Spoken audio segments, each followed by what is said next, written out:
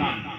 اگر کچھ کام دے گا تو وہ حب رسول اللہ ہوگا اور سجدے ہوں گے، قرآن کی تلاوت ہوگی، رب کا ذکر ہوگا، اللہ کی فرما برداری ہوگی، قرآن کی تلاوتیں ہوگی. نہ جیکارہ تمہارے کام دے گا، نہ فرضی نعرے کام دیں گے، نہ یہ فرقہ واریت کام دے گی، کیونکہ یہ ساری چیزیں نشانیاں ہیں اس قلب کی جس قلب میں گندگی ہو. اگر صاف ستھرا قلب لے کے تم بیٹھے ہو تو تمہیں یہ خیال ہوگا کہ نماز یہ تحفہ معراج ہے، نماز یہ رسول اعظم کی آنکھوں کی ٹھنڈک ہے، قرۃ عین، ٹھنڈک ہے آنکھوں کی.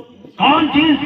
بے صلاۃ وہ نماز ہے. جب تم صحیح مسلمان ہوگے تب تم جیکارے نہیں یاد کرو گے، تمہیں یاد آئے گا کہ تحیات کیسے پڑھا جاتا ہے، درود ابراہیمی کسے کہتے ہیں، نماز میں واجبات کون سے ہیں، نماز میں فرائض کون سے ہیں. پیارے، ذکر کر لینے سے کام نہیں چلتا. تم بلا لو مجھے، میں آ کے بول کے چلا جاؤں گا، اگلے کو بلاؤ گے آ کے بول کے چلا جائے گا. کسی کے کپڑے پہ کمنٹ کیا جائے گا، کسی کے چادر پہ کمنٹ کیا جائے گا، کسی کے پائجامے پہ کمنٹ کیا جائے گا، کسی کے کرتے پہ کمنٹ کیا جائے گا، کسی کے عرف پہ کمنٹ کیا جائے گا، کسی کی محفل پہ کمنٹ کیا جائے گا، کسی کی جماعت پہ کمنٹ کیا جائے گا. مسلمانوں، یہ کمنٹ تمہاری قبر میں کام نہیں دے گا. اگر قبر میں کچھ کام دے گا تو ایمان کام دے گا، قبر میں کچھ کام دے گا تو حب رسول اللہ کام دے گا، قبر میں کچھ کام دے گا تو اللہ کا ڈر کام دے گا، قبر میں کچھ کام دے گا تو اعمال صالح کام دیں گے. یہ جھپاؤ دستار قبر میں کام نہیں دے گا، قبر میں نیت کام دے گی، نیت کام دے گی. نیت کون سی لے کے آیا؟ تمہیں وضو نہیں معلوم، تمہیں طہارت نہیں معلوم، تمہیں کلمے نہیں یاد آیا، تمہیں نماز کا طریقہ نہیں معلوم ہے، تمہیں وضو کے فرائض و واجبات نہیں معلوم ہے، تمہیں نماز پڑھنے کا قوانین نہیں معلوم ہے، تمہیں قرآن کی سورتیں نہیں یاد ہیں، تمہیں قرآن کے علاوہ دیگر جو چیزیں نماز میں پڑھنا ہے وہ نہیں یاد ہے. پیارے، مجھے بتاؤ، صرف نان ویج کے مسلمان؟ کیا یہی دین تمہارے حوالے محمد عربی نے کیا تھا؟ کیا ایسے ہی مذہب لے کر کے ہندوستان کی دھرتی پہ غریب نواز آئے؟ کیا اسی مذہب کا پرچار پرسار نظام الدین اولیاء محبوب الہی قطب الدین بختیار کاکی، نصر الدین چراغ جھیلی، وارث علی شاہ دیواں، مخدوم سنگلا کی چھوٹا، مخدوم عبدالحق رضولوی نے یہی اسلام دیا تھا؟ اس چیز کا نام مسلمان ہونا نہیں ہے.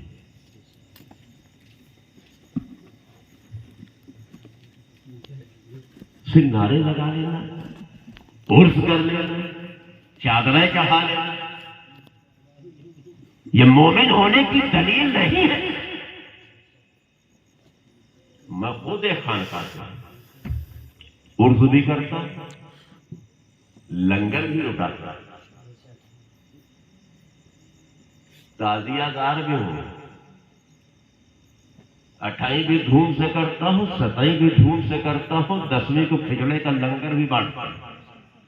دھوکہ نہ کھانا. اگر میرے سنی ہونے میں دھوکہ کھا گئے تو اصل میں خطا ہے.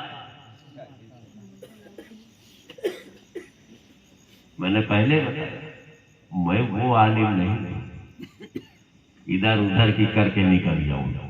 میں جیسی محفل ہوتی اسی کی تنبیہ کے لیے پہنچتا ہوں. اب ذکر رسول کی محفل سجا. اول تو یہ ذکر رسول کی محفل جس جگہ ہو بہت باادب ہونا چاہیے.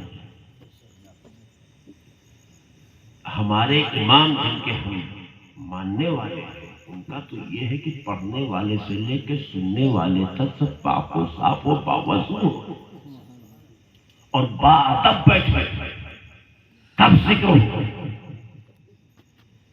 یہ طریقہ ہے. ہر چلیے بڑا کٹھن ہے لیکن سچ یہ ہے مسلمانوں، سب سے پہلی پہچان کیا ہے آپ کی؟ میں اس کی بات نہیں کر رہا ہوں، میں اس لباس کی بات کر رہا ہوں. لباس جس میں آپ کو آرام ہو پہنو ہے، کون روکتا ہے؟ پہنو. جس ماحول میں رہتے ہیں اس کا خیال رکھو، اپنے پڑوسی کا خیال کرو، اپنے محلے والے کا خیال کرو، اس سے روکا کرو۔ لیکن جس مذہب میں ہو اس مذہب کی مین عبادتوں کو سیکھو، مین طریقوں کو سیکھو، مین چیزوں کو سیکھو، تب آپ مسلمان۔ ابھی اگر آپ سے پوچھا جائے کہ بھائی آپ سب مسلمان ہیں، میں آپ کو سمبودھت کرنے کے لیے آیا ہوں، میں آپ سے پوچھ پوچھ کے بولوں،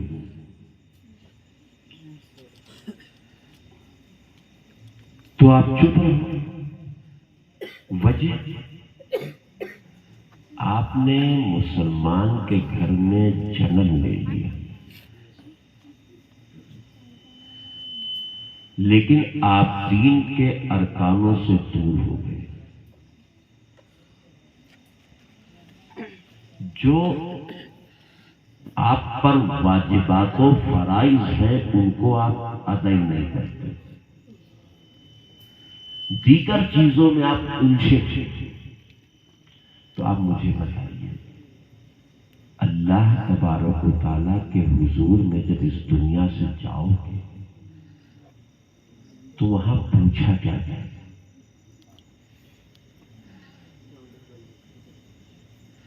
کیا پوچھا جائے گا؟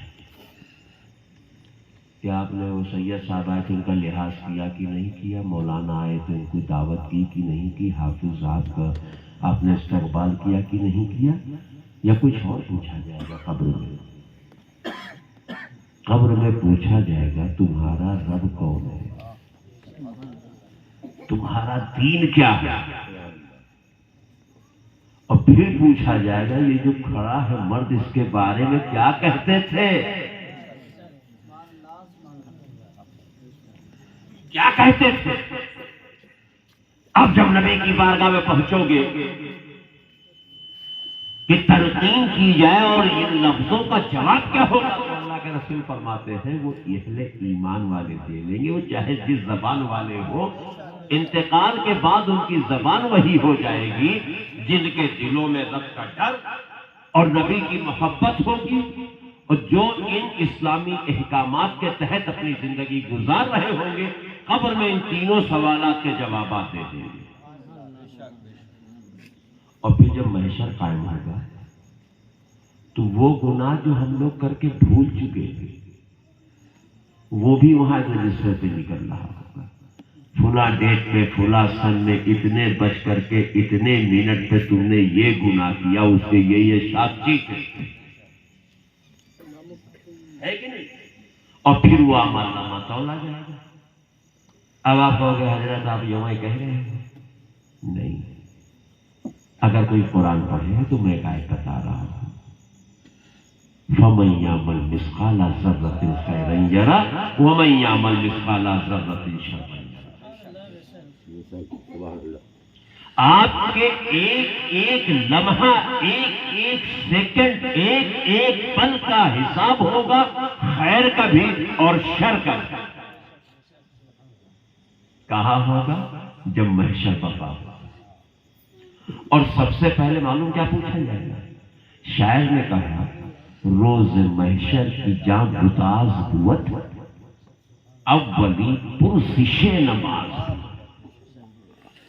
محشر کے دن جب جانیں پگھل رہی ہوں اور سب سے پہلے کچھ پوچھا جائے گا تو وہ نماز پوچھی جائے گی۔ بتاؤ اس وقت کیا جواب ہوگا؟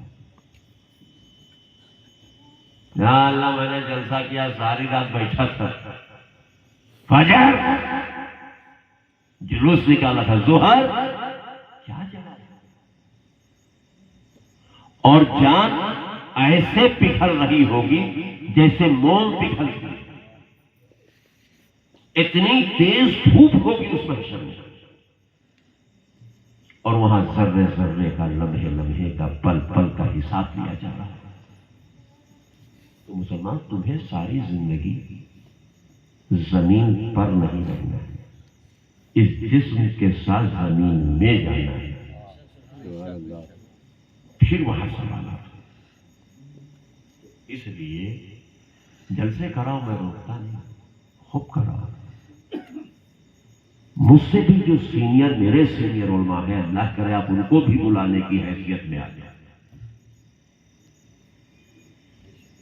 میں یہ نہیں کہتا ہوں نہ کرا، جو مجھ سے سینئر بولنے والے خطیب ہیں آپ ان کو بھی بلائیے، الحمدللہ اور ترقی کریں، خوب کامیاب ہیں، لیکن دین ضرور سیکھ لو۔ اپنے ان بچوں کو تعلیم دیں اور تعلیم کے ساتھ تربیت کریں، وہ تربیت جو اسلامی کلچر ہو، جو اسلامی ماحول ہو۔ آپ کو معلوم ہے پہلے محلے میں اگر کسی ایک مسلمان کا گھر ہوتا تھا تو اس محلے کے لوگ بہت سکون سے رہا کرتے تھے کہ میرے محلے میں ایک مسلمان کا گھر ہے، اب مجھے چوری کا ڈر نہیں، اب کوئی میری عزت و آبرو پہ انگلی نہیں اٹھائے گا، نہ ہاتھ ڈال پائے گا۔ تو لوگ پوچھتے کیوں؟ میرے محلے میں کچھ مسلمان ہیں۔ یہ شرافت آپ کی تھی، یہ کلچر آپ کا تھا، یہ رہن و سہن آپ کا تھا۔ لیکن آج میں نہیں کہوں گا، آپ خود سوچ لو کہ ہماری قوم کہاں کھڑی ہے۔ صرف ایک وجہ یہ کہ وہ اسلام کے قوانین کے پابند تھے جو ہمارے عراق کے آباء و اجداد تھے۔ ہم قانون اسلام و مذہب اسلام سے دور ہیں، صرف نعروں میں الجھے ہیں، دین چھوڑ کے۔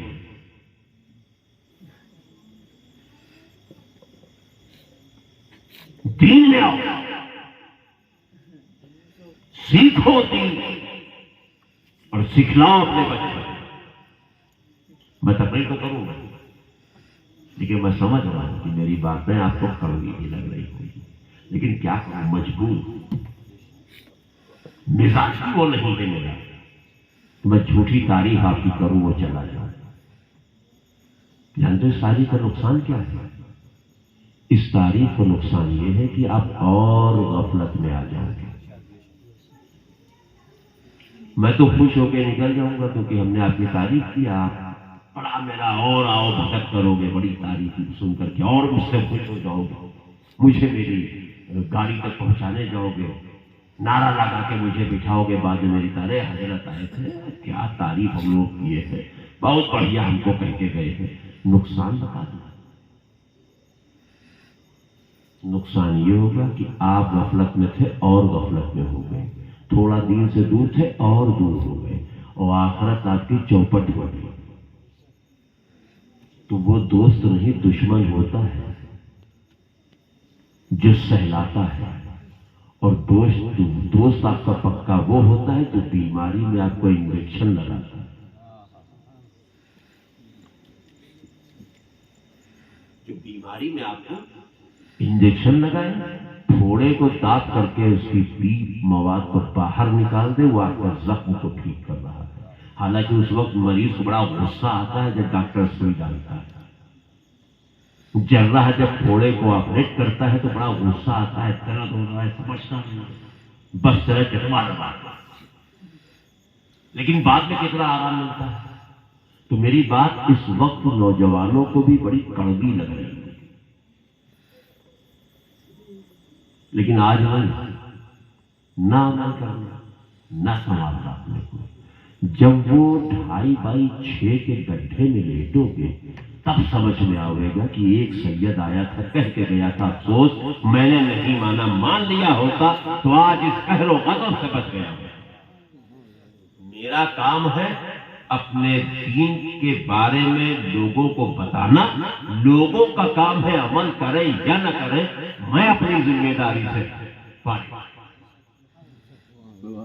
کل کو آپ میرا دامن نہیں پکڑ سکتے ہو کہ حضرت آپ بھی آئے تھے، ہم لوگ رات میں جاگ کے بیٹھے تھے، آج ہمیں ڈنڈے پڑ رہے ہیں، آپ نے کیوں نہیں تنبیہ کیا؟ میں اپنا فرض ادا کروں گا، اب جیسے کہو ویسے سنا دینا، ہدایت کر دیا، اب جیسے چاہو ویسے سنا۔ میرا کام ہی بولتے رہنا ہے، اور پورے بھارت کا بھرمڑ کر رہا ہوں بولی ہی کے، ورنہ کون پہچانتا پیغمبر نگر کہاں ہے؟ کون ہے مصباح ہوں؟ نہ جانے کتنے مصباح ہوتے ہیں. بول رہا ہوں تو لوگ جان رہے ہیں. گونگا ہوتا آدمی ہوتا تو چپ پڑا ہوتا وہی. میں بھی ایسے ہی ٹی شرٹ وغیرہ پہن کے گھوم رہا تھا، لیکن اللہ نے جس علم کو دیا وہ آپ تک پہنچا رہا ہوں تو لوگ جان رہے ہیں. بات کڑوی ہے، تنہائی میں بیٹھ کر سوچنا، تنہائی میں سوچنا بیٹھ کر میں کیا کہہ کے جا رہا ہوں اور آپ کہاں پہ کھڑے. صرف نان ویج ہو جانا یہ مسلمان ہونے کی دلیل نہیں. جلوس نکال دینا یہ مسلمان ہونے کی دلیل نہیں. نبی کی تعریفیں کھڑے ہو کے فرضی طور پہ کر دینا یہ اہل ایمان ہونے کی دلیل نہیں. دلیل تب ہے جب آپ سب دل سے کرو اور آپ کو ضروری معلومات بھی اسلام کی ہو کہ آپ پاک کیسے ہوں گے، آپ وضو کیسے بنائیں گے، آپ نماز کیسے پڑھیں گے. اکثر ایسا ہوتا ہوگا کہ یہ جو لوگ ہر کام سے ریٹائر ہو چکے ہیں، جب امام صاحب اذان پکارتے ہوں گے تو ایک دو لوگ بیچارے کوئی طرح سے دوڑ کے پہنچ جاتے ہوں گے.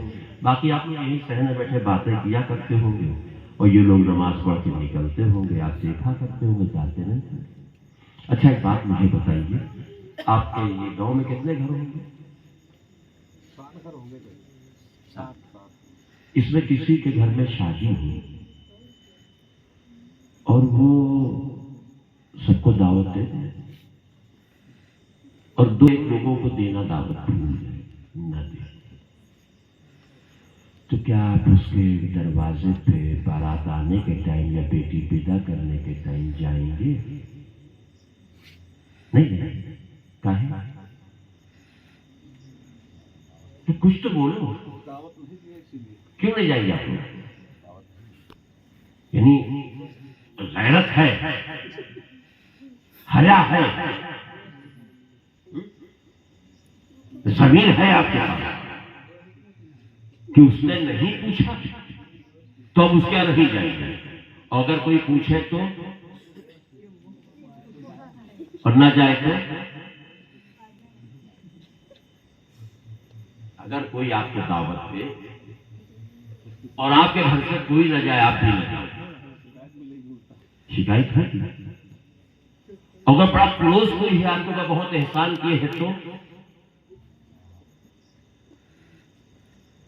آپ پر بہت احسان کیے ہیں کہ آپ کے گھر راشن پہنچا رہا ہے، تحفے پہنچا رہا ہے، کپڑے پہنچا رہا ہے، کو خرچے بھی دے رہا ہے اور دعوت دے آپ اس کے یہاں نہ جائیں، کوئی کام بھی اس کا نہ دیکھیں، آپ اس کے دروازے پہ بھی نہ جائیں، تو بتائیے اس کو شکایت ہوگی کہ نہیں؟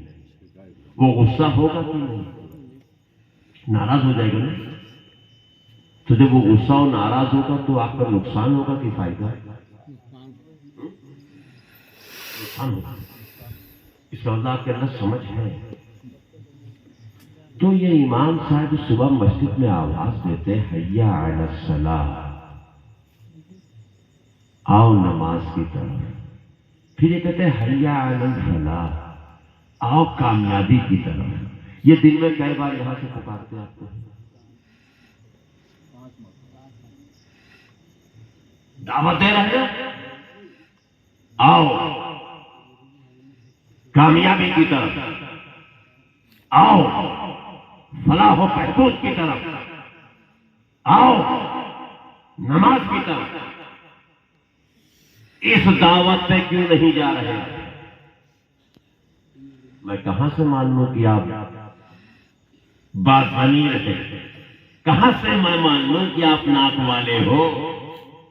5 مرتبہ دن میں آپ کو دعوت دی جا رہی ہے اور آپ نہیں پہنچ رہے، اور پھر چیخ چیخ کے کہتے ہو ہم سنی مسلمان ہیں، ڈھول بجائیں گے، تازیہ رکھیں گے، علم نکالیں گے، جلوس نکالیں گے، میلاد کرائیں گے، فاتحہ کرائیں گے، نیاز کرائیں گے. یہ سب کام دے گا؟ یہ کام دے گا تب جب آپ دین کے پکے ہو.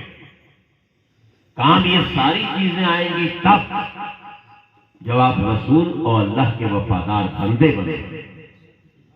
اور جب تک آپ دین کے پابند رہیں یہ کوئی چیزیں کام آنے والی نہیں. پوری رات جگ کر کے کیا لے کے آپ جا رہے ہیں؟ اب یہ جوان کی نصیحتیں لے کے جاؤ تاکہ میرے بڑے بوڑھے بھی سوچے کوئی کہہ گیا ہے اور ہمارے ساتھی بھی سوچے کیا کچھ بتایا گیا ہے۔ مسلمانوں عمل کرو، اس میں تمہارے لیے عافیت ہے۔ وَتُعِزُّ مَن تَشَاءُ وَتُذِلُّ مَن تَشَاءُ إِلَّا بِغَيْرِ حِسَابٍ۔ کوئی انسان کسی انسان کو عزت نہیں دیتا ہے، وہی عزت ہے اور وہی ذکر ہے، اور جو دے گا بے حساب دے گا، بے حساب دے گا۔ تو جب میرا رب بے حساب دینے والا ہے تو نوجوانوں تم کیوں بے حساب لینے والے لو؟ جو وقت آپ اپنی محفلوں میں گزارتے ہیں اس میں تھوڑا سا ٹائم نکالو کے کام ہو جائے گا۔ میں یہ نہیں کہہ رہا ہوں کہ آپ مولانا بن جاؤ، حافظ بن جاؤ، ارے خدا کرے بن جاؤ، بات الگ ہے۔ آپ تھوڑا سا مذہب کے پکے بن جاؤ، پھر دیکھو آپ کی عزت و آبرو کتنے چاند لگتے، پھر وہ جذبہ دیکھو آپ، پھر وہ وقار دیکھو، پھر وہ عزت دیکھو اپنے آپ کہ اللہ آپ کو کیسا نوازتا ہے، کتنی برکتیں عطا فرماتا ہے، کتنا خیر آپ کا ہو جائے گا۔ آپ دین کے پابند بنو۔ آج ابھی جلوس کرا رہے ہو، جلسہ کر رہے ہو، بہت اچھا ہے۔ دعا ہے اللہ تعالیٰ قبول فرمائے، نبی راضی ہو اس سے، لیکن کیا ہی اچھا ہو کہ آپ جب اسلامی طرز عمل کی زندگی جی رہے ہو پھر یہ پروگرام کریں، پھر اس طرح کی محفلیں سمجھیں۔ تو ان کو کہنا نہیں پڑے گا آپ کو، ان کو کہنا نہیں پڑے گا کیونکہ آپ خود آلریڈی اس چیز میں داخل ہو چکے ہیں۔ آج میری باتیں مزہ کا خیز ہے، کچھ نوجوانوں کو یہ مزہ کا خیز باتیں لگ رہی ہیں۔ کافی افسوس تب بنو گے بیٹا جب تمہارے پاس وقت بھی نہیں رہ جائے گا، کیونکہ قرآن کی تعلیمات سے تمہیں، دین کی تعلیمات سے تمہیں، اے لوگوں تعلیم قرآن کو حاصل کرو، دین کے قریب آؤ، تب تم سمجھو گے رسول کیا۔ میں نے آیت پڑھا، قد جاءکم من اللہ نور و کتاب مبین۔ انہوں نے کہا سبحان اللہ، لیکن کیا آپ کو معلوم ہے اس آیت کا مقصد کیا ہے؟ کیا آپ جانتے ہیں اس آیت کی مراد کیا ہے؟ کیا آپ کو پتا ہے اس آیت کا نزول کیوں؟ معلوم تب ہوتا جب آپ دین کے قریب ہیں۔ اب آپ یہ کہیں مجھے اتنی فرصت نہیں مل پاتی کہ میں ان چیزوں کی طرف آؤں، تو میں اسی آیت کے ذریعے آپ کو اس طرف لے جا رہا ہوں جہاں سے آپ تک اسلام آیا۔ آیت کا خلاصہ سنائے گا۔ ہر زبان کا ایک اصول ہوتا ہے، ایک طریقہ ہوتا ہے جس کو ہندی میں گرامر کہتے ہیں۔ کوئی بھی لینگویج، کسی بھی لٹریچر میں آپ جاؤ گے تو بلا گرامر کو لٹریچر آپ کو نہیں ملے گا۔ کوئی بھی بھاشا، ہر بھاشا کا، ہر زبان کا بولنے کا قانون، ایک طریقہ، ایک قاعدہ ہوتا ہے۔ آپ جب کسی عالم سے پوچھو کہیں گے حضرت قاعدے کا ذریعہ ہوتا ہے، لیکن کسی کالج کے ٹیچر سے پوچھو گے تو وہ نہیں گرامر سنتے ہیں، قاعدہ کیا ہے وہ گرامر ہوتا ہے۔ تو بولنے کا، لینگویج کے بولنے کے گرامر ہوتے ہیں، تو ایسے ہی عربی اپنا ایک گرامر ہوتی ہے۔ جب کسی آیت کے پہلے قد داخل کیا جاتا ہے تو اس کا معنی یوں ہوتا ہے کہ تحقیق۔ اب ترجمہ یوں ہم کریں گے کہ تحقیق کے ساتھ یا تحقیق کیا، تمہارے پاس نور آیا، کہاں سے؟ من اللہ، اللہ کی طرف سے۔ اور نور اور کتاب کے بیچ میں، جو لوگ عربی پڑھیں وہ سمجھ جائیں گے، نور اور کتاب کے بیچ میں ایک واو ہے۔ آپ نے پڑھا نور و کتابوں میں، پھر آگے کتاب، تو یہ ایک ہی آیت ہے۔ میں نے دو آیتیں تو نہیں پڑھی۔ تمہارے پاس تحقیق کے ساتھ تمہارے پاس اللہ کی طرف سے نور آیا اور کتابیں، ایک ہی آیت ہے، ایک ہی جگہ بیان کیا گیا ہے، الگ الگ نہیں بیان کہ پہلے نور آیا ہے پھر اب آپ کے پاس کتاب آئی ہے، نہیں ایک آیت میں ایک دیکھیے دونوں چیزوں کا ذکر ہے، بیچ میں ایک وا لگا ہوا ہے اور کتاب۔ اب نور اور کتاب کے بیچ میں جو وا ہے اس نے درمیان میں لیا کتاب کے آنے میں، اس پر آپ توجہ دیجیے۔ فرمایا ایک جگہ گیا کہ نور اور کتاب، لیکن دونوں چیزوں کو اس روئے زمین پر اکٹھا ہونے میں کتنی مدت گزر گئی، یہ وقت کتنا لمبا ہو گیا۔ نور پہلے، پھر ایک عرصے دراز گزر گیا، 40 سال کے بعد کتاب آئی۔ 40 سال پہلے نور آیا اور 40 سال کے بعد کتاب آئی۔ نور ہمارے اور آپ کے رسول، کتاب وہ قرآن۔ اب میں نے پوچھا حضرت یہ بتائیے کتاب، تو انہوں نے کہا حضرت کتاب اللہ کے رسول کا تعارف کراتی ہے، کتاب اس نور کا تعارف کرا رہی ہے۔ حضرت کیسے کرے؟ نور پہلے آیا، کتاب بعد میں آئی، بعد میں آنے والا پہلے آنے والے کا تعارف کرائے گا۔ یہ ہو سکتا ہے جو پہلے آیا ہو اور جو بعد میں آیا، تو جو بعد میں آئے گا پہلے آنے والے کا انٹروڈکشن کرائے گا یا پہلے آنے والا بعد میں آنے والے کا کرائے گا؟ پہلے تو آیا نور، کتاب آئی 40 سال کے بعد، تو کون کس کا تعارف کرائے گا؟ رسول تعارف کرا رہے ہیں قرآن کا، اور قرآن وصف بیان کر رہا ہے مصطفیٰ کا، قرآن ناگوئی کر رہی ہے مصطفیٰ کی۔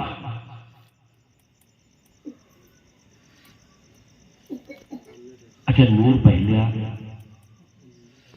آج اعتراض بھی ہوتا ہے اس کے اوپر، لوگ سوالات قائم کرتے ہیں کہ نہیں صاحب نبوت 40 سال کے بعد ملی۔ ذرا غور اس پر کریں۔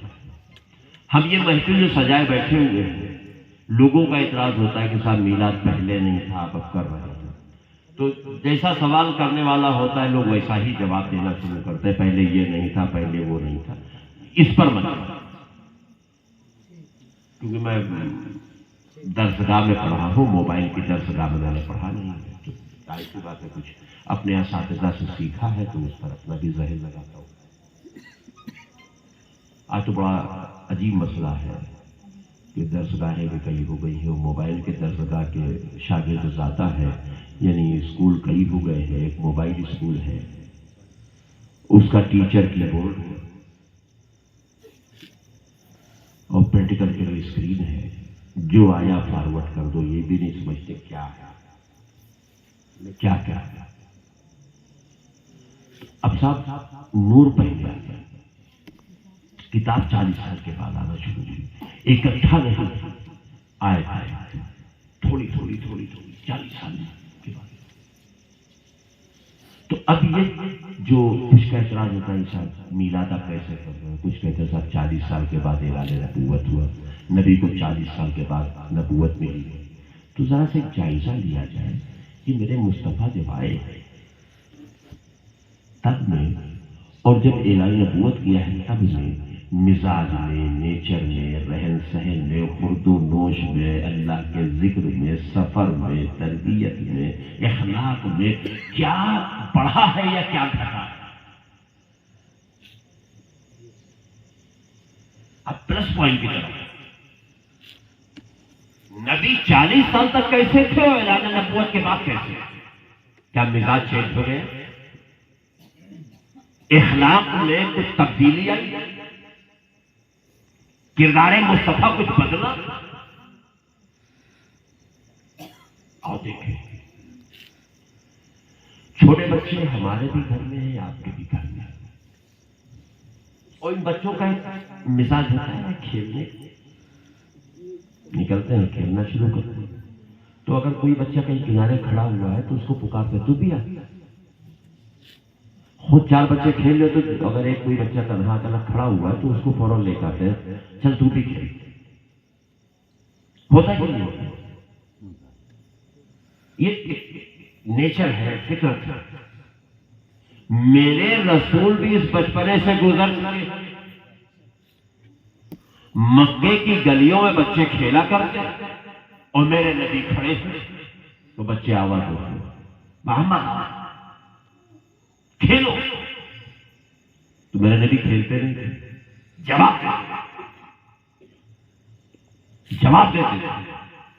جب وہ کہتے آؤ کھیلو تو میرے مصطفیٰ فرماتے میرا انتخاب کھیلنے کے لیے نہیں ہوا، اور کبھی فرماتا میں کھیلنے نہیں آیا ہوں، اور کبھی فرماتا میں کھیلنے کے لیے نہیں ہوں۔ یہ بچپن کا مسئلہ ہے۔ پورے مکے کے لوگ آپ کو امین صادق کہتے ہیں۔ امین کیوں کہتے ہیں؟ میں اخلاق و کردار آپ کے سامنے رکھتا ہوں مسلمانوں کی۔ رسول اعلان نبوت کے پہلے کیسے تھے، اور نبی نے وہ اخلاق و کردار ہمیں اور آپ کو سونپا ہے کہ میری امت کے مسلمانوں تم بھی ایسے ہی رہنا۔ آج ہم کتنی ذمہ داری سے اس پر ہیں، صرف اس کا محاسبہ ہے۔ ڈاؤٹ مت کرنا، میں بہت کٹر سنی ہوں، صرف محاسبہ کرنا ہے، اپنا اپنا جائزہ ہم کتنے پکے ہیں۔ کعبۃ اللہ کی تعمیر ہو رہی تھی اعلان نبوت سے پہلے۔ جب کمپلیٹ ہو گیا اور حجر اسود کو نصب کرنا ہوا تو قبائل میں آپس میں حجت شروع ہو گئی کہ ہم بہتر ہیں، ہم افضل ہیں، ہم نصب کریں گے۔ تو یہ قبیلے آپس میں ٹکرانے لگے۔ بات بڑھتے بڑھتے یہاں تک پہنچ گئی کہ تلواریں نیام سے باہر آ گئی۔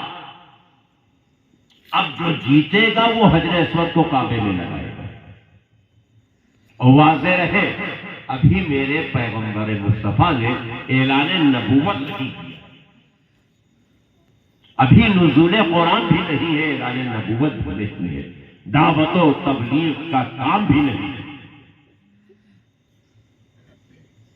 کچھ ضعیف لوگوں نے جو بوڑھے ہوتے ہیں ان کا کہ کچھ مشورہ کیا لوگ اپنی تلواروں کو نیام میں رکھ لیں۔ تو یہ کیا ہے؟ ایسا کرتے ہیں کہ صبح میں سب سے پہلے جو حرم کعبہ میں داخل ہوگا وہ جو فیصلہ کر دے وہ مان لیا جائے گا۔ سارے قبائل اس پر متفق ہیں۔ پہرا دے کے رات گزار دی گئی۔ صبح صادق کے وقت سب سے پہلے حرم کعبہ میں داخل ہونے والے ہمارے رسول۔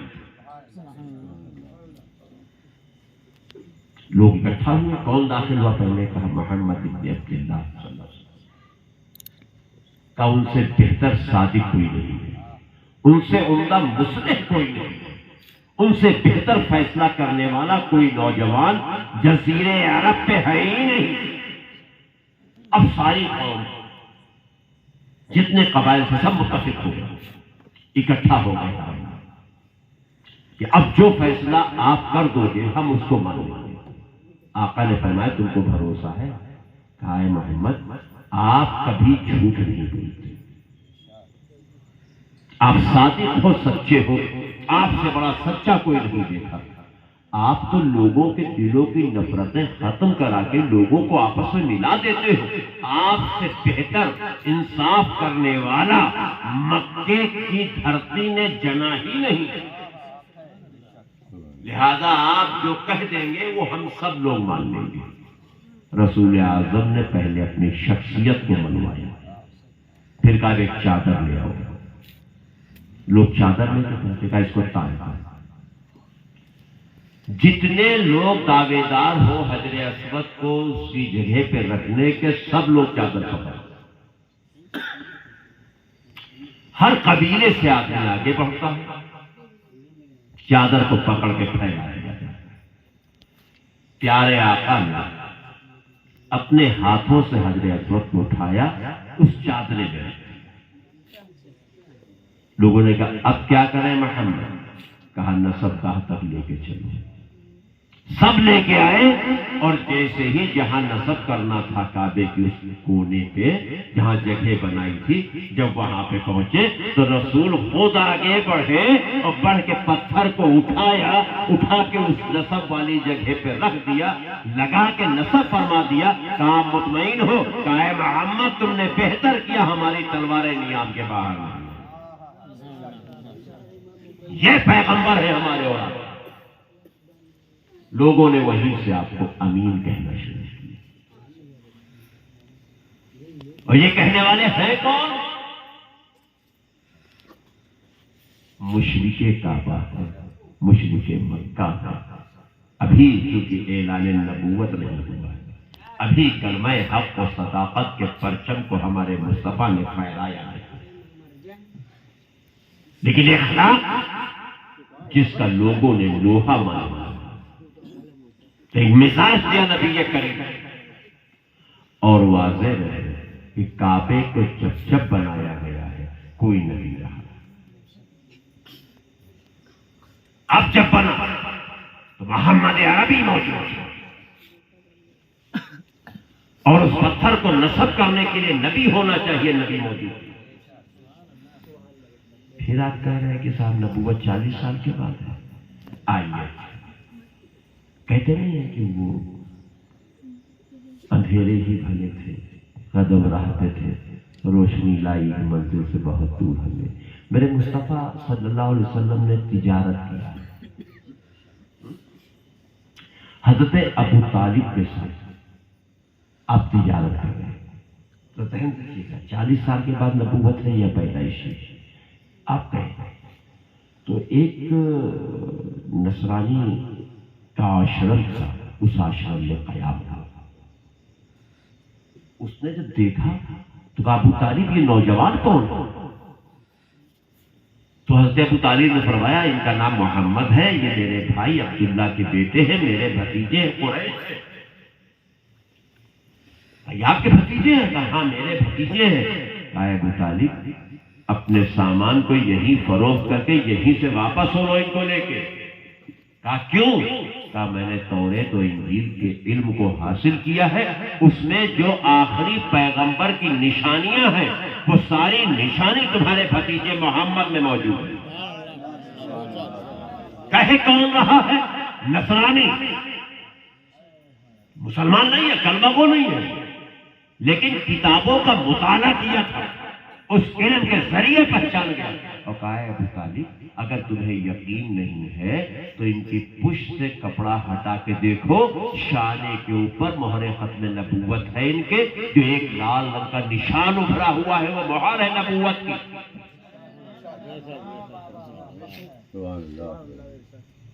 وہ نشانی ہے اس چیز کی۔ افسوس یہ ہے کہ میری عمر بہت ہو چکی ہے، کاش کہ میں اس لمحے زندہ ہوتا جب یہ اپنی نبوت کا اعلان کرتے، میں ساری زندگی ان کی خدمت میں گزار دیتا۔ یہ ایک نصرانی کی آرزو ہے۔ اے لوگوں تم قسمت والے ہو کہ تمہیں محمد مصطفیٰ کے امتی ہونے کا شرف حاصل ہے۔ دوسرا ایسا ہی واقعہ رونما ہوتا ہے، روایتوں کے مطابق عمر کچھ گھٹتی بڑھتی۔ ایک روایت ہے 22 سال کی، ایک 24 و 25 کے درمیان کی۔ کیا حضرت خدیجہ الکبریٰ کا مال تجارت ان کے غلام کے ساتھ لے کے آپ تجارت پہ گئے۔ وہاں بھی ایک نصرانی کا آشرم تھا، منزل وہی ہوئی، لوگ ٹھہر گئے، سامان اپنا رکھنے لگے، اور پیارے آقا عبد القرار سامنے ایک درخت لگا تھا، اس درخت کے نیچے جا کے آرام فرمانے لگے۔ اس نے جب دیکھا نصرانی نے، جس کو کاہن بھی کہتے ہیں پادری بھی کہتے ہیں، اس نے دیکھا تو کہا وہ نوجوان کون ہے جو درخت کے نیچے آرام کر رہا ہے؟ جواب دیا وہ قریش ہے، ہم لوگوں کے ساتھ میں ہے، حضرت خدیجہ الکبریٰ کے مال تجارت کو لے کر کے آئے ہیں، وہی مین ہے اس تجارت کے مال کو فروخت کرنے کے۔ وہ نصرانی کہتا ہے اتنا ہی جانتے ہو؟ کہاں اتنا ہی جانتا ہوں کہ عبد المطلب کے پوتے ہیں آپ، اور حضرت عبداللہ کے بیٹے ہیں، ان کا نام محمد ہے۔ کہا سنو یہ عام انسان نہیں ہے. جس درخت کے نیچے آرام کر رہے ہیں اس پیڑ کے نیچے سوائے نبی کے کوئی ٹھہر نہیں سکتا. ضرور یہ پیغمبر ختم الزمان ہے. پھر اس نے توجہ کیا تو بات سنو، جو نشانیاں ہمارے انجیل و زبور توریت میں بیان کی گئی ہیں وہ ساری نشانی ان میں موجود ہیں. لہذا یہ پیغمبر ختم الزمان ہے. میری عمر زیادہ ہو چکی ہے، میں تمہیں وصیت کرتا ہوں کہ جب یہ اعلان نبوت کریں گے تم ان کے مذہب کو اختیار کر لینا اور ساری عمر ان کے ساتھ میں خدمت میں گزار دینا، حتیٰ کہ ان کے قبائل کے لوگ انہیں ہجرت کرنے پہ مجبور کریں گے، ان کا بائیکاٹ کریں گے اور ان کو مکے سے نکال دیں گے. تم اس وقت ان کے ساتھ میں نکل جانا، اسی میں بھلائی اور عافیت ہے. ایک نصرانی یہ وصیت کر رہا ہے نوجوانوں. وہ ان کتابوں سے پہچان گیا تھا یہ پیغمبر ہے. ہم اور آپ تو اس نبی کے امتی ہیں. کتنے خوش قسمت ہم لوگ ہیں جو محمد عربی صلی اللہ علیہ وسلم کی امت میں جنم لیے. یہ آپ کا پیغمبر ہے.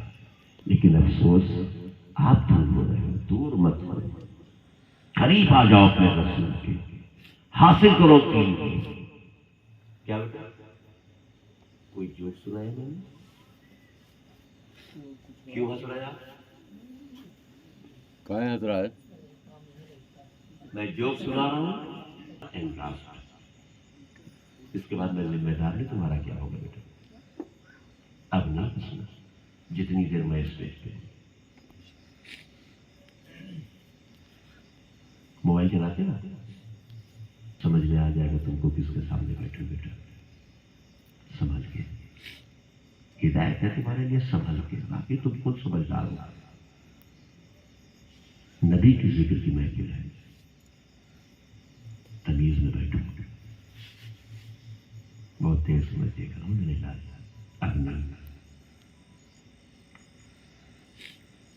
یہ واقعات اعلان نبوت کے پہلے کے ہیں. اب ذرا اعلان نبوت کے بعد ایک جھلک پیارے آقا کی لی جائے. یہ نصرانیوں کی وصیتیں اپنی قوم کو، اور ابھی مصطفیٰ نے، ہمارے نبی نے اپنی نبوت کا اعلان نہیں فرمایا اور نہ ابھی نزول قرآن ہوا. تب یہ کنڈیشن ہے آپ کے اخلاق و کردار کی. اور جب اعلان نبوت ہو جاتا ہے تو جو قوم آپ کو امین و صادق کہہ رہی تھی وہ آپ کی دشمنی پہ آمادہ ہو. مکہ کے بڑے بڑے لوگ آپ سے مخالف، آپ کی دشمنی پہ آمادہ. اب دیکھو پیارے آقا ان دشمنوں کو جواب کیسے دیتے ہیں؟ سختی سے یا نرمی سے؟ اینٹ کے جواب میں پتھر ہے یا پھول ہے؟ وہ کردار مصطفیٰ. آقا صلی اللہ علیہ وسلم ایک مکے کی گلی سے گزر رہے ہیں. میں نبی کا اخلاق وہ آپ کو دے رہا ہوں.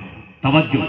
نبی جو گزر دیکھا بستی کے باہر ہوتے وقت دیکھ رہے کہ یہ بوڑھی عورت ایک گٹھری کو لیے ہے کہ لے کے اٹھا کے چلنا چاہتی ہے، پھر بیٹھ گٹھری لے کے چل رہی ہے لیکن وزن اتنا ہے کہ اٹھا نہیں پا رہی. آقا قریب ہے. کیا ہے اتنا مضبوط اثاثہ جب آپ سے نہیں سمجھ رہا ہے کہاں جا رہے ہیں؟ اس کا جواب اس نے کہا میں مکہ چھوڑ کے جا رہی ہوں. کہا کیوں؟ کہا سنا ہے یہاں ایک محمد نامی ایک شخص آئے ہوئے ہیں جو عبداللہ کے بیٹے ہیں، ان سے جو ملتا ہے وہ ان کا دیوانہ ہو جاتا ہے. وہ نہ جانے کون سا جادو کر دیتے ہیں، لوگوں کو ان کے دین سے پھیر رہے ہیں. میں اس لیے شہر چھوڑ کے جا رہی ہوں کہ کہیں میرا آمنا سامنا اس عمر میں نہ ہو جائے اور میں باپ دادا کے دین سے پھر جاؤں. آقا فرماتے کہاں جاؤں گی؟ اس نے کہا آگے ایک جھوپڑے میں رہیں گے لیکن مکے میں نہیں رہیں گے. کئی سامان تو وزندار ہے، کیسے کئی روز میں پہنچیں گے پر پہنچ جائیں گے.